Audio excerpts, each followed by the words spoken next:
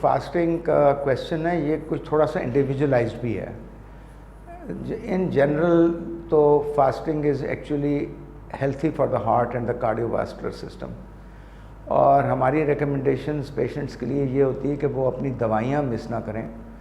دوائیاں اپنی سحری کے وقت یا افطار کے وقت لے لیں, اور کچھ دوائیاں ہوتی ہیں جن سے کہ ڈائیوریٹکس کہتے ہیں, جن سے پیشاب آور گولیاں ہوتی ہیں جو کہ گرمی کے موسم میں ڈی ہائیڈریشن کاز کر سکتی ہیں. ان کو ایسے لینا پڑے گا جیسے کہ آپ افطاری میں لیں تو بہتر ہے کہ بجائے آپ سحر کے وقت لے لیں.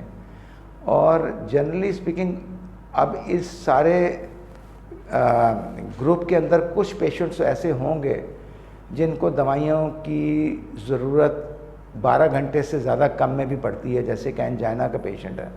تو ان کے لیے میں سمجھتا ہوں کہ ان کو اپنے ڈاکٹر کی ایڈوائس ماننی چاہیے, اور ڈاکٹر یہ دیکھ کر سارا اسیس کر کے ان کو بتا دے گا کہ جی آپ روزہ رکھ سکتے کہ نہیں رکھ سکتے.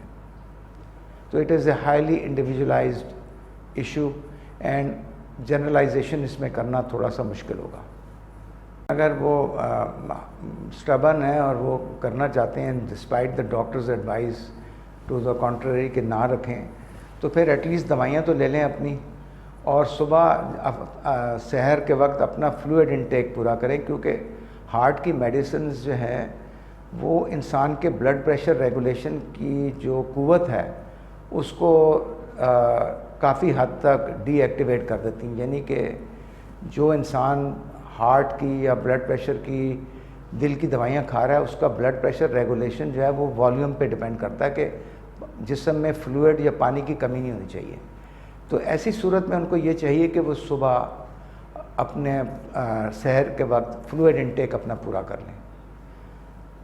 تو that is the best solution I can answer. اور پھر یہ ہے کہ سحر کے وقت اپنا پروٹین انٹیک بھی لیں سحری میں. خالی کاربوہائیڈریٹ سے بات نہیں بنتی, پروٹین سے شوگر لیولز اور فائبر اگر زیادہ کھائیں گے تو شوگر لیول مینٹین رہے گا سارا دن.